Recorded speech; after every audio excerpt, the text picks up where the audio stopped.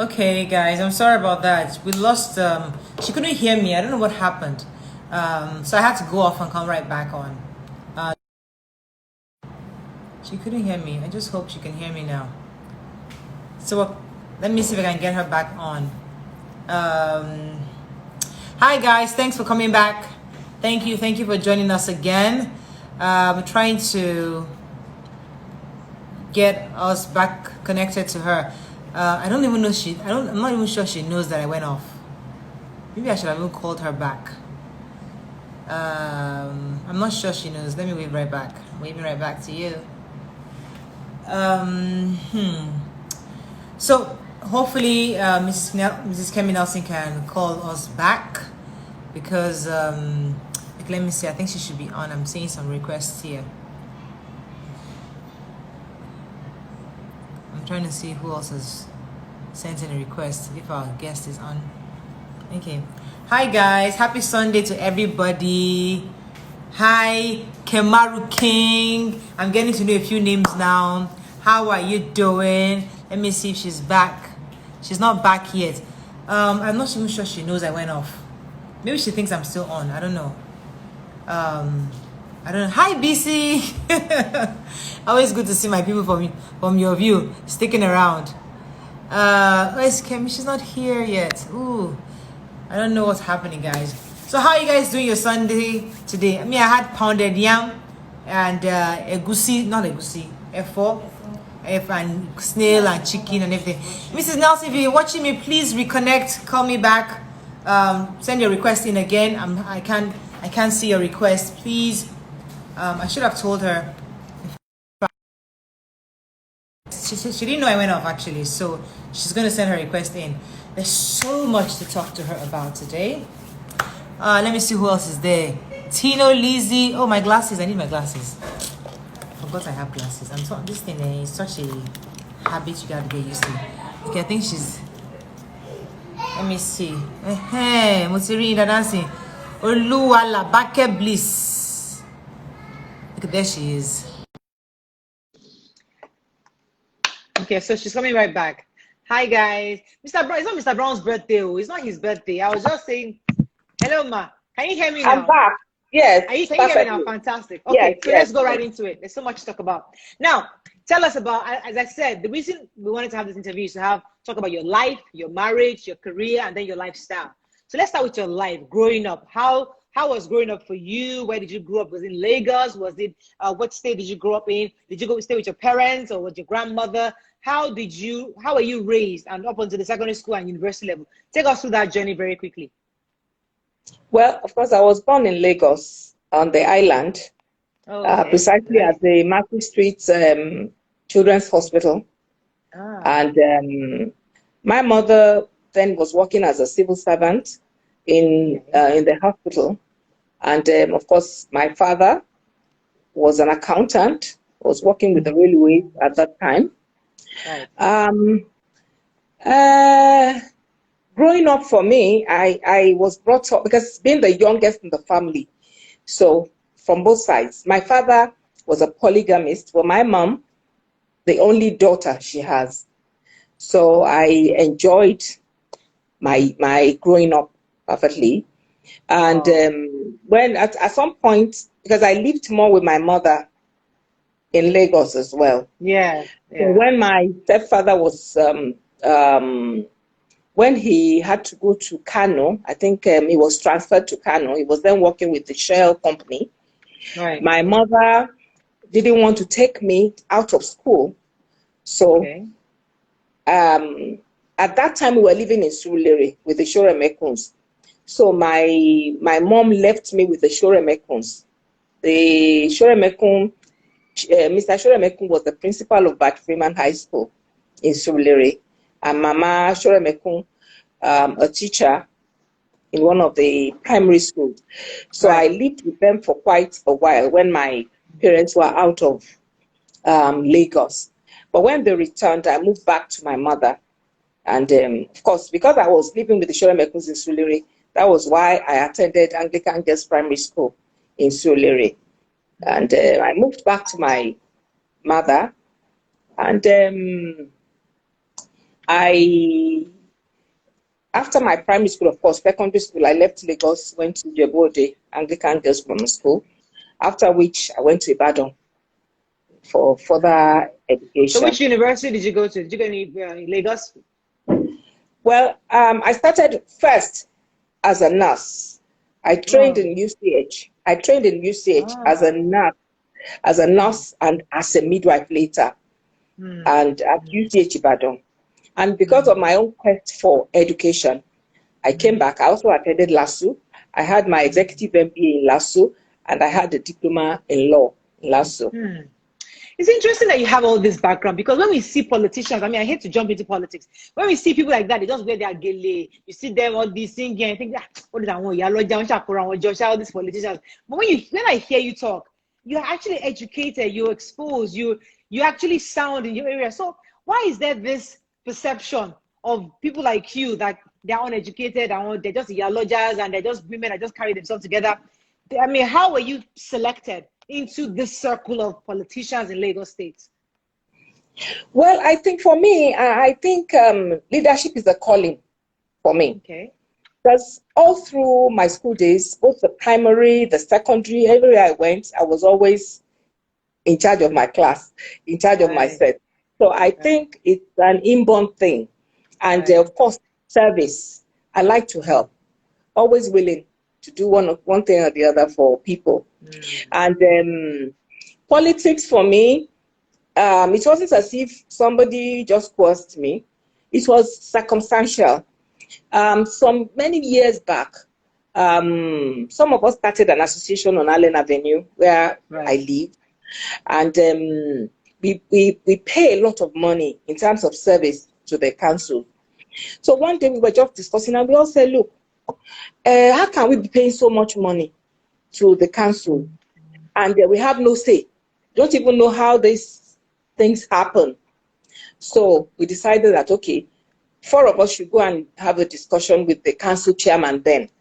Then Ikeja was, it was from, I think, from here to Agege, to Alimosho, quite big.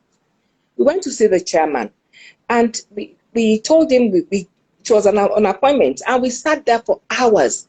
And people kept coming in, and they were joking, they were not serious.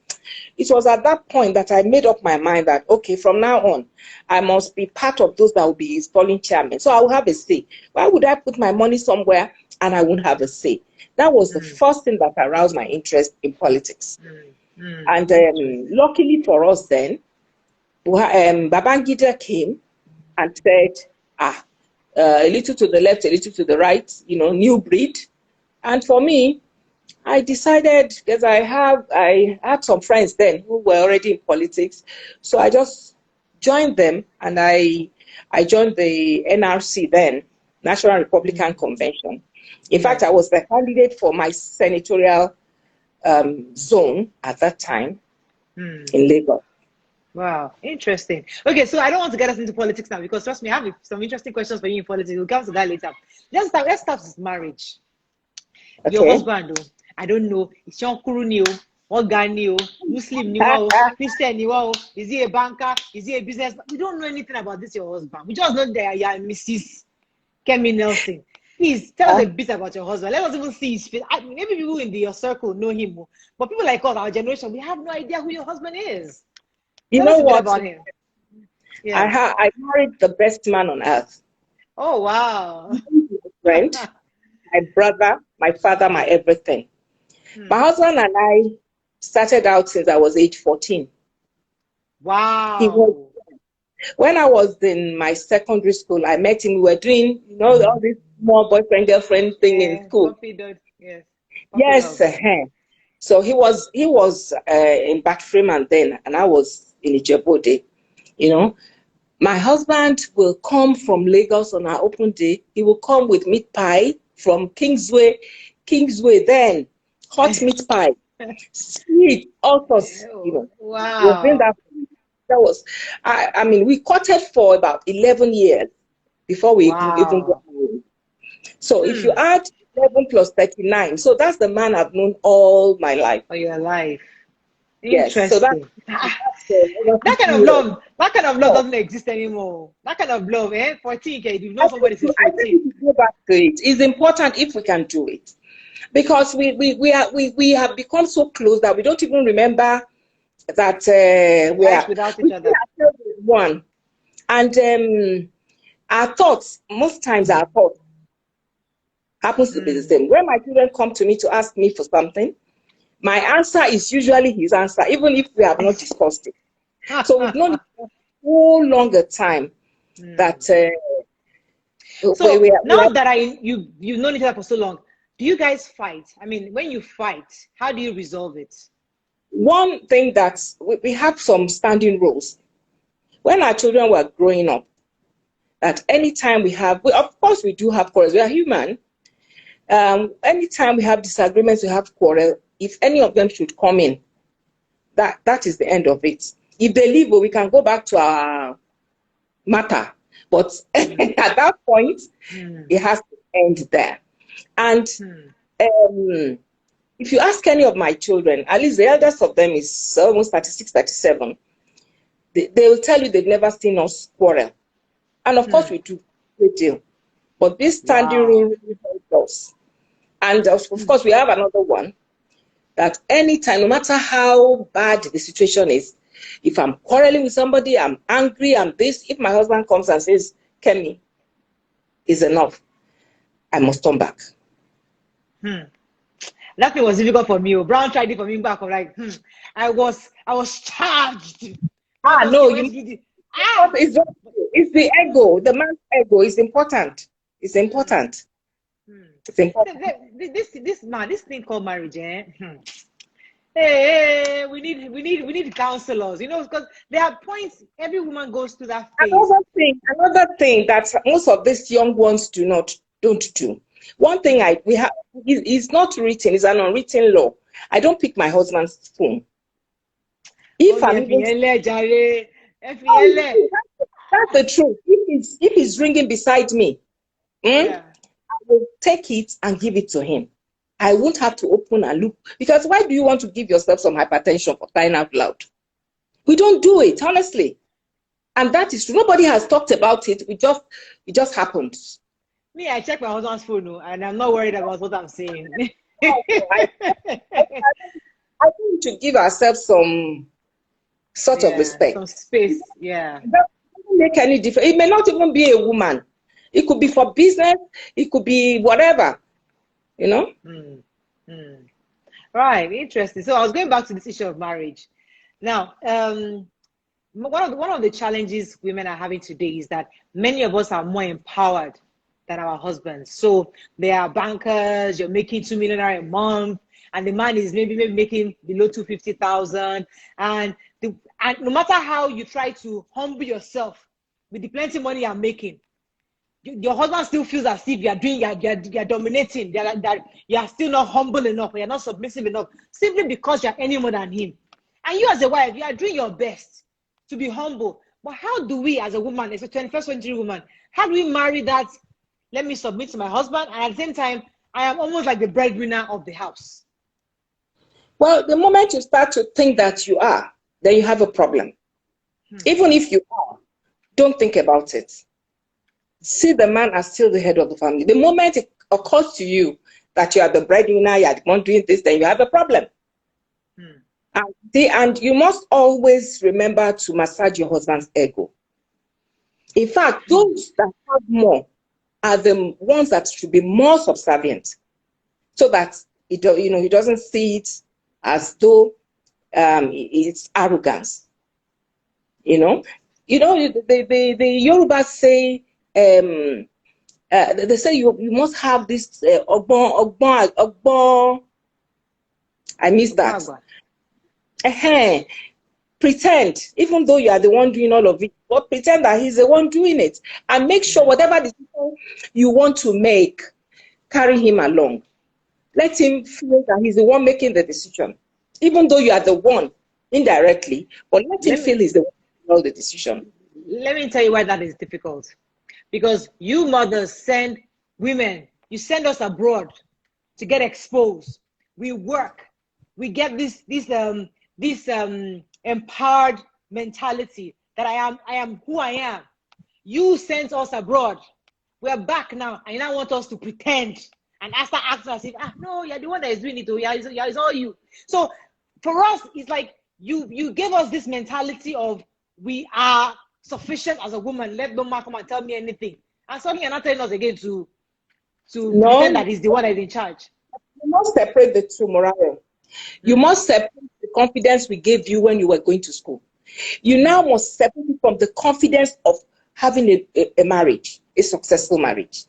You must be able to two different things. There are different things. And you must balance it to a point where your husband will not feel because you never know. You may be the one today, maybe it's luck to smile on him later. How do you place that? The next thing is the man will now start to look outside for somebody else that can be something to him. So you must learn to balance it. Yes, we trained you, we sent you to school to be self-confident, but when it comes to that issue, you must have to balance it. And Interesting. God for wisdom. Interesting. Now, this issue of so I was talking to Mrs. Ajimobi and Ms. Mashola the other day, and the issue of submission. I know a lot of people are angry with me that whenever we talk about submission, a whole woman like that, we're talking about submission. But the truth is that something has to give in marriage, and that's one of the policies I have beginning to imbibe. In your view, when you hear submission in today's time zone, what does it mean to you? Submission to your husband. A woman to? Yes. I'm not saying start rolling on the floor in the presence of everybody so that they see that you are kneeling for your husband. That's not what I'm saying.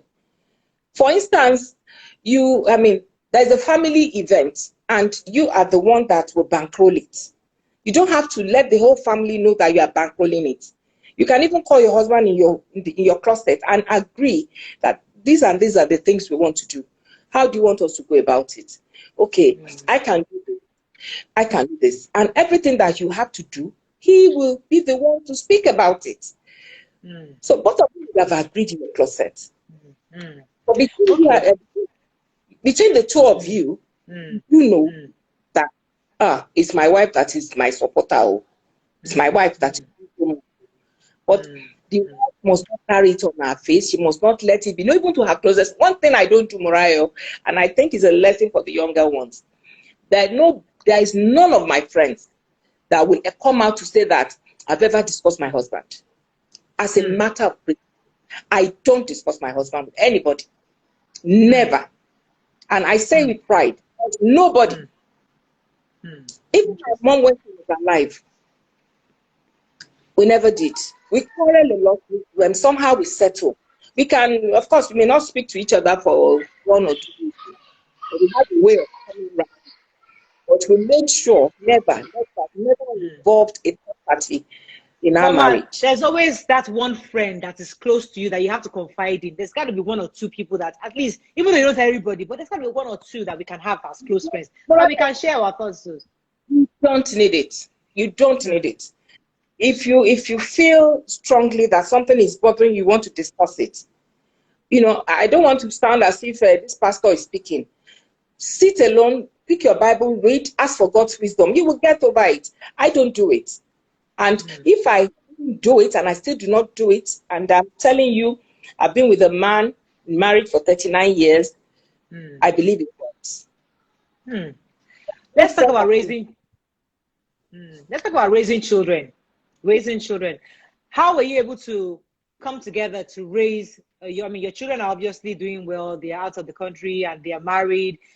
How were you able to raise them? Because one of the issues families are having today is agreeing on one way of raising these children.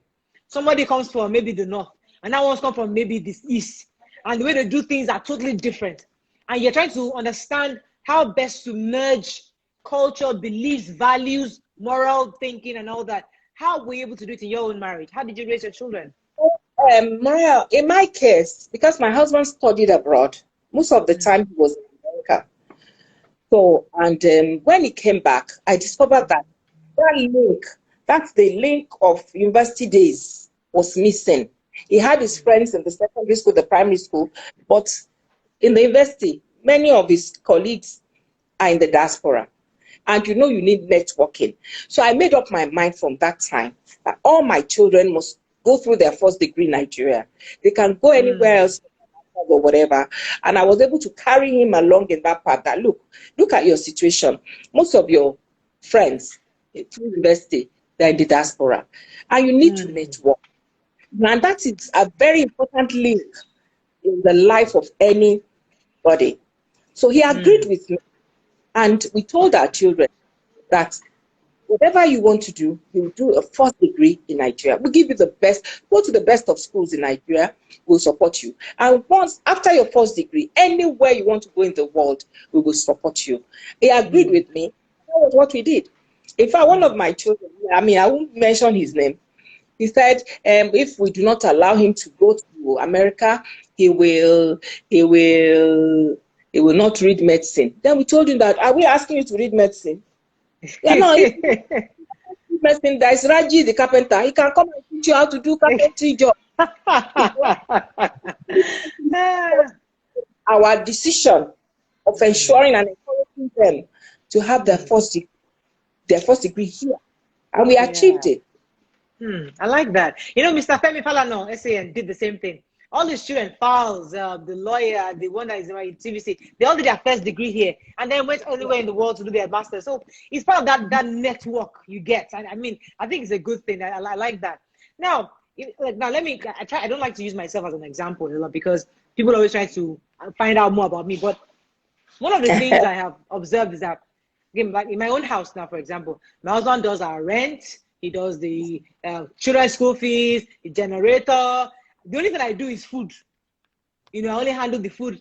Now, a lot of people are having issues of women getting more involved. Like they want a 50-50 share. In my own personal case, I don't do a 50-50 share. My mother handles like 80% of the bills. I do my own. I just save money and I just use food. And I think that DSTV, cable, that's all I do in the house. But how do you do finances in your own? Let's use your own example. How do we have effective financing in marriages today? I think it should be an unsung thing, Morayo. It should be unsung. For instance, in my own case, of course, my husband is very particular about children's school fees and things, but we still discuss it. We still discuss it. Where I need to come in, even though very minimal, I still do it. But this issue of 50-50, and of course, my husband, maybe on his way to Obalende, maybe they are selling yam, selling this. Before you know it, you have bags of gari, bags of this, it brings it to the house. So in our own case, it's really on point. So we don't know who is doing what actually. Oh, wow. Whoever is available just takes over, and that's it. Wow, that's good. My head, and that's the most important. Roof over my head. Does your husband cook? Oh yes, my husband. The most difficult stew for any man, my husband can cook. Which one? For you. Oh wow! I share this joke with you. Initially, because he lived in America, so he's used to cooking his food. So when we got married, most of the time, this man was always in the kitchen, cooking one thing or the other. I now start to say, if I'm not careful, this man will miss me. So I now, from now on, I don't want you in my kitchen. Whatever you want, let me know. I will prepare. That was how I took him out of the kitchen. Oh wow, that's nice. It's good to know that your husband can cook. Brown can do jack, man. Brown can do jack. Do amala. Wow, that's cool. That's nice. All right, so let's talk about career. Let's move to career a bit, and then we'll come to lifestyle, your fashion, and all that. We'll talk about that a bit later. Career, politics. I heard somewhere that there was a time you were nursing governorship ambition. Is that true? No. You never That's did? not true. No. Imagine. My ambition was to go to the Senate. Okay. National Assembly, actually. And of course, I contested after the first one, that I lost the senatorial, I contested again during UNCP to go to the National Assembly. Of course, I won, but it was then that we lost Abacha and the whole thing I've never. Interesting. Now, ma'am, now we're talking mother to daughter. I'm not interviewing you at the party interview. I want you to talk to me as a mother, because we need to learn these things. We hear these things outside, that this issue of godfatherism, you know, there's somebody I want Afolabi-Brown, I want Chief Mrs. Kemi Nelson. I don't know about decide. They're the ones that decide who becomes this, who becomes that. Ma, in your own personal view, do you think the right thing is to have people like Afolabi-Brown, or do you think that everything should be democratically done, or do you feel that we need leaders who actually should direct us, direct what we should be doing, or be controlling things from the background? Mariah, people are just being unfair when they start talking of fatherism, this and that. In life, somebody must pull somebody up. Somebody has to pull somebody up. For instance, let me give you a little example. Maybe, I mean, by the grace of God today, I'm a member of the Governors Advisory Council. If we now decide at the meeting that, okay, we want to have support good people who we know will perform well from the different local governments, that please look around for these boys and girls who are committed party people, who we can back up with our votes to win election. Of course, naturally, I will look around those who are in my community, in my constituency. I will not go and look for my enemy to go and pull up. I will look for people that I know can deliver, people that I know are relatively humble, you know. So that's just it. And if I now say, okay, Mr. X, I think we should support Mr. X in my own local government, the next thing you hear, they'll say godfatherism. But somebody has to pull somebody up. It's for instance, even in your workplace, you know, it's not every meeting that your level will attend. There will be some meetings that your superiors will attend. And if they say recommend somebody, oh, Brian is a good guest, good of my views, let's speak her. Does that make the person a godfather? It's a misconception completely. But you must all take it that somebody at some point in your life, even me up till now, I look up to people that will pull me up. Somebody has to do it, because you cannot be at every level. So now, for those who, especially those living abroad and around the world, are saying they want to get into policies in Nigeria, they want to get involved. From what you just said now, what I think they need to do is get involved, so the elders within your constituency notice your work, notice that you're humble, and then if an opportunity opens, you are amongst those that are brought forward. Because people are always asking, but they expect them to just come and pick them from wherever they are in America. You know what is happening these days, and I think we have to discourage it. Some persons just see politics as a meal ticket. They do the service side of it, right? They do not see it. So they just feel that, my classmate that I left in Nigeria, she's the Speaker of the House of Assembly. She's making a lot of money. Let me also come and contest. You know, you must first of all have the heart of service. If you have the heart of service, that is what will propel you to want to come home. You can't sit in London and say you want to be Speaker of the House of Assembly. You have to have been part of them. They must know you to work for you. Interesting. So now, Ma, this issue of your own personal view, do you think that women are well represented in politics in Lagos State? And what do you think is stopping them from getting involved? Because if you look at the House of Assembly, I mean, House of Assembly in Lagos State, we don't have that many women involved. And we don't have a lot of people like you, just a few of you. How can we as women participate? We want opportunities to get involved. How are you opening doors for women? You know my problem with us? Yeah. My problem with us is we always look for somebody that will just come and wake you up and say, yeah, come and contest. I'm not saying you can handle the men that much, but there are ways. Even if the men feel that you are strong in your own rights, they will support you.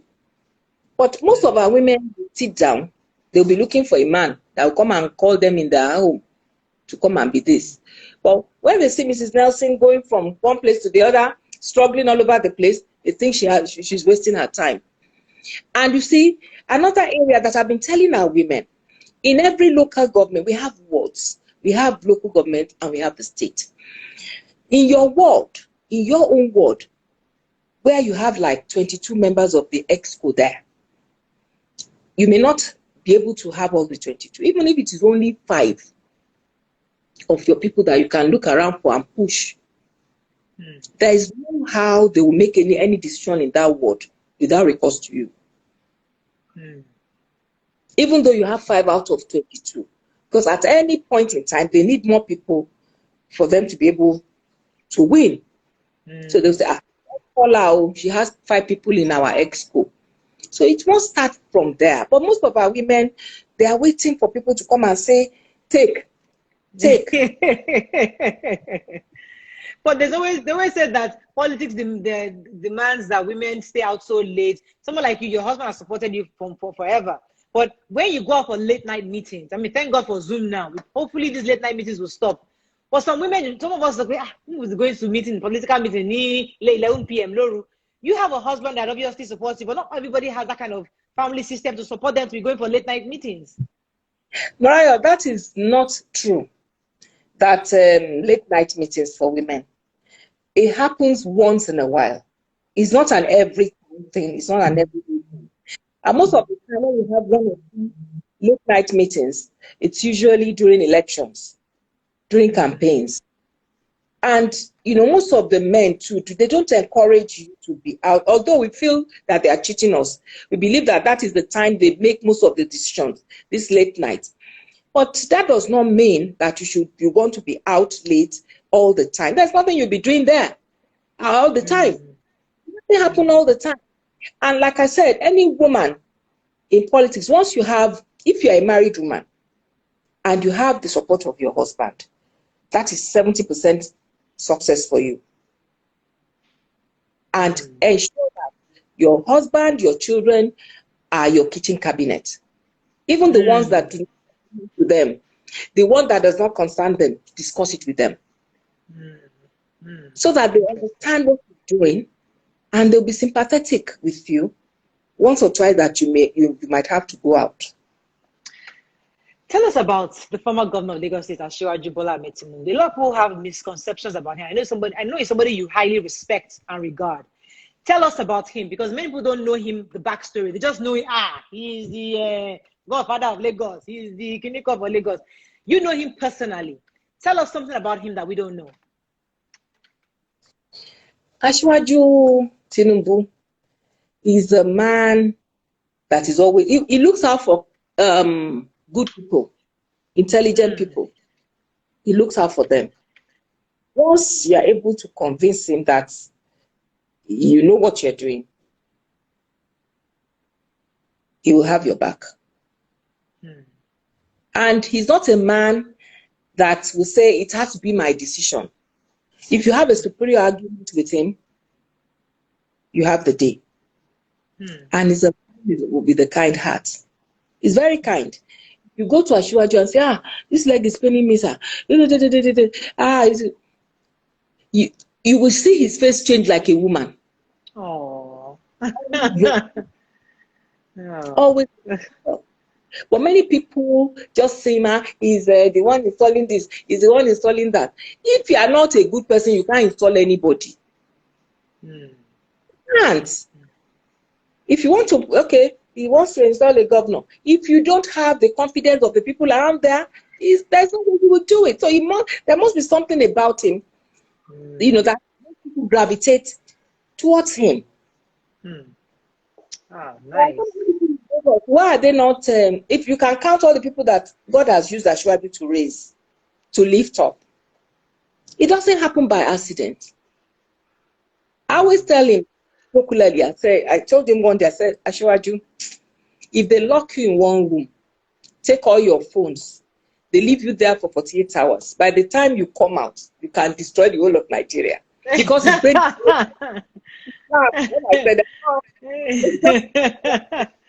master strategist. I tell you, the man, his brain is like that. And when you think there's crisis, yeah, that's the time actually you see Asiwaju in his best too. He loves crisis. So if you think there's crisis, he will to weigh him down. In fact, you are giving him strength. Oh, wow, it's interesting. So a lot of young people are thinking of becoming governors of this state because we want to be governors, we want to be, I can do this better, I can do this better. So you would advise them to get involved, go to their wards first, That participate, is, and yeah. that's the only way. Because Mm-hmm. people always think as if they're waiting for that selection. They just speak. That Mr. John is a fantastic guy. Let him become governor. That's what they're expecting, that they'll just pick us from somewhere. That's why it's important to, if you want to join politics, you want to play active politics. The first thing, where do I live? How do I, which ward is this? Just go to the ward, attend one or two of their meetings, meet the ward chairman, and let them know that you want to offer service at one level or the other. Before you know it, they become part of you, and they begin to trust you. If people don't trust you, they can't trust you with power. They must trust you first as a person. But if they offer you governorship, would you take it? At 64, no. No, thank you. I thought so. Okay, so I can't even ask you deputy governor, go ahead. If they carry that one, go. Like. Oh. Yeah, I thought so too. Yeah, 64, ma. Wow, you don't look it. Look like you're your mid-50s or early 50s gone. Thank of God. Let's now move into your lifestyle. How do you take care of your skin? How do you see how you are glowing compared to my old skin? See, ma. See how you are fine. See how your skin is just glowing. What are you doing? What are you telling us? What are you doing? Tell us. Well, I'm very particular about my skin. Okay. I'm particular. And I'm not one of those that will use one moisturizing cream today. By next week, if Morale tells me this is the good one, I just pick from that. If another person says one is good, I just shift. The same things that I've been using over 20 years is still what I'm using today. Wow. Because you see, the way these things work, if you use the same thing for so long, that's when you enjoy the benefit of it. But if I change from Muriel to Shade to Funke, you'll be mixing all sorts of things together, then you lose it. Wow. And of course, I don't bear any grudge, no malice. If what you see with me is what you get. If I'm not happy with you, you don't have to be told. Immediately you see me, you see all over me. But once I've poured my mind, life goes on. I love life. I dance, enjoy myself, sing. So it's difficult for me to harbor anything. So I'm a free man. That's nice. Talking about you like to dance, I'm at Timmy's party. We like to, enter party with the nice everything. Well, how are you feeling that there's no party to go to? Me, personally, honest, I'm not finding it funny. Well, how have you been coping? No, you won't believe this. I don't even remember. I'm like cocoon. If I tell you, I've not left this house close to 3 months now because I traveled. Wow. I went into isolation immediately. And so I've been in the house since the 17th of March. Wow. And I tell people, I don't even remember there is an outside. Oh. My house, I don't even go outside my gate, and I'm happy. Wow. I'm happy. COVID-19 has taught us that even our small space is enough. It is. But me, I miss parties. I go into YouTube, listen to different songs, enjoy myself, shake my body, and that's it. Yeah. So I'm not missing. You listen to more money. It has helped me to save money. Not going to party.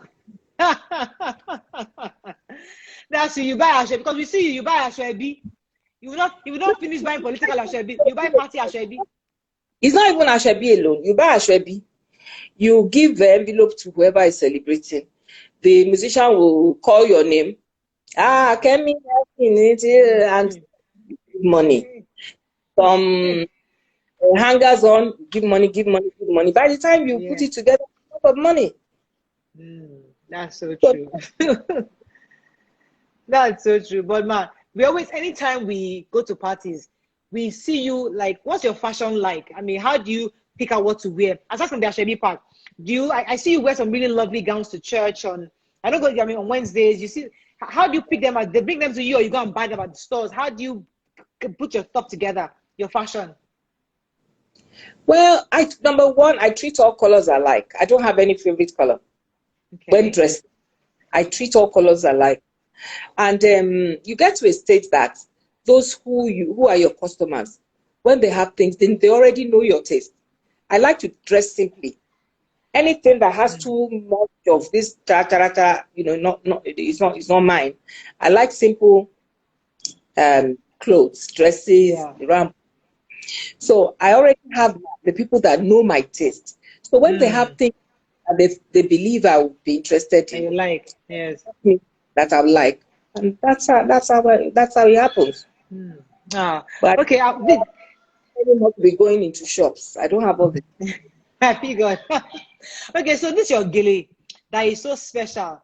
Everybody wants to know how to. Even me, I want to know how to tie this gele because it looks so simple and convenient.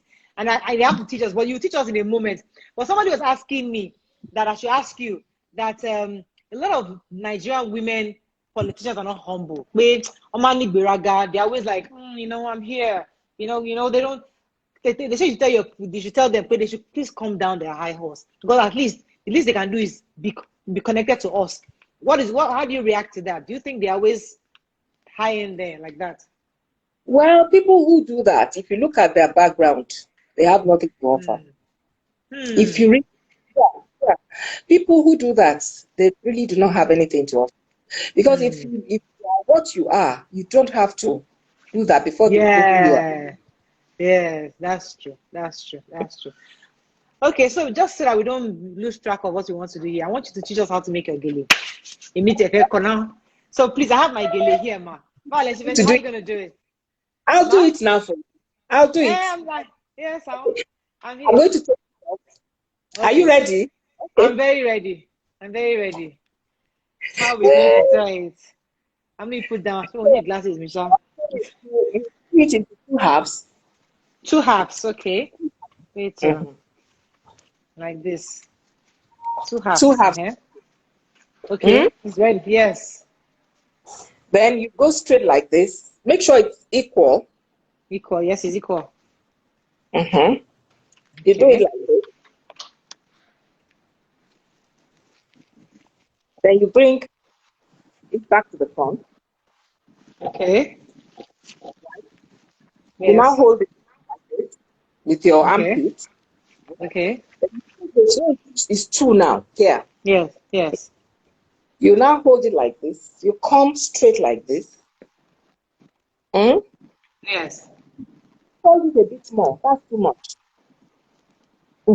Okay. Come right to the back. Then you open it at the back here. Can you see it? Yes. Can you see? Yes, I've opened it. Okay, yes. Have you seen what I've done? Yes, I have. Like this. Now you tuck it in here. Tuck it in here. Out. Have you done it? Okay, putting talking. Okay. It's too much. This one, what you left here is a bit too much. Yes, it's a bit too much. Okay. Okay. Are you fine there? Yes, have you tucked it? Have you tucked it in? Yes. You come back to this one. Yes, ma'am. This one. Yes, ma'am. You now come back to the front like this. You now separate it like this. Yes.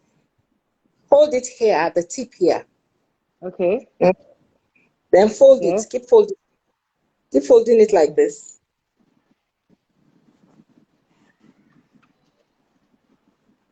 Okay. Okay. You have folded it. Yes. This bit. Hmm? Yes. So tuck it Okay. in, tuck the first one in, and bring it out. Okay. Then And you bring pull it it down. out. Pull it down.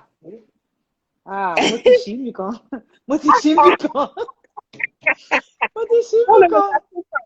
oh, Tishi. Okay. Oh, yeah, release that one. Release it. Oh, yeah, you're getting it. Okay. See me now.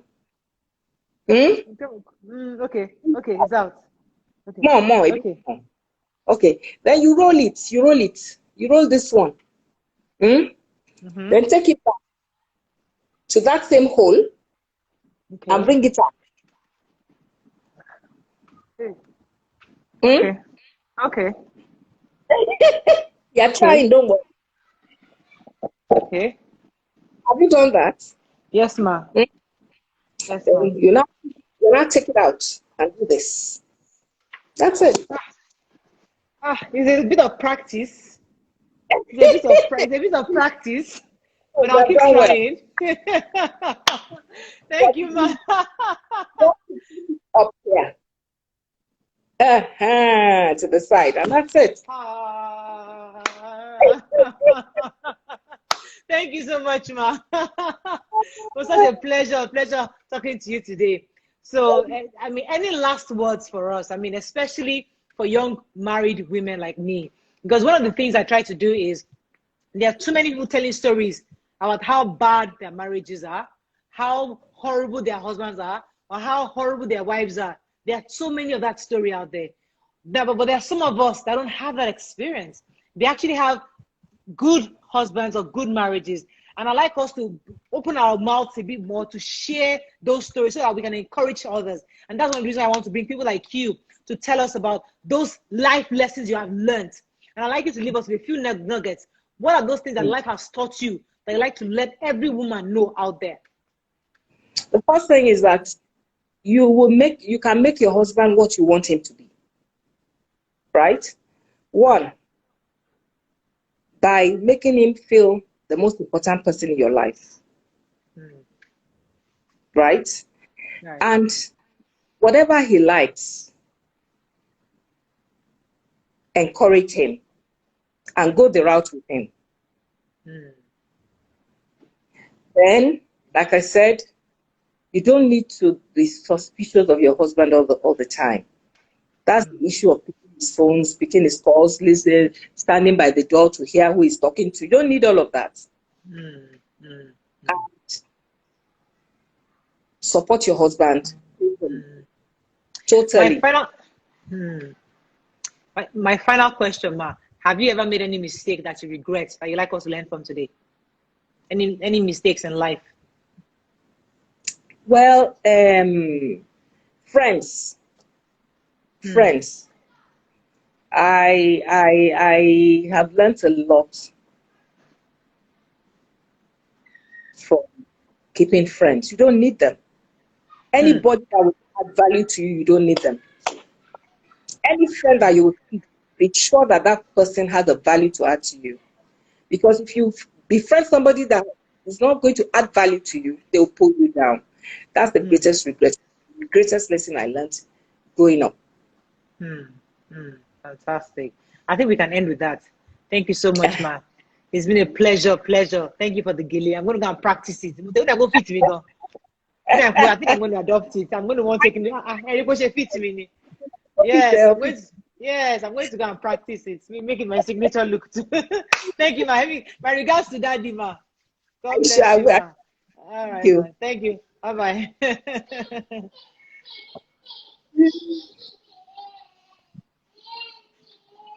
Okay, that was okay. He started crying after the thing has ended. Okay, no problem. All right, bye guys. Thank you. It's been a pleasure. See you guys again. I'll probably do a freestyle on Wednesday. I'll probably see you on Wednesday. How you guys doing? You guys are fine. I have to run. You know this thing counts down from one is 1 hour, so I won't be able to talk with you guys today. But I'll try gisting with you guys on Wednesday. So meet me Wednesday. We'll talk about things, live, ask questions, gist together, and just do stuff. All right. I have to go now. Thank you so much. Love you guys. Mwah, mwah, and mwah. Bye. Gele fit me gidi. What is the style me bye? Yeah, and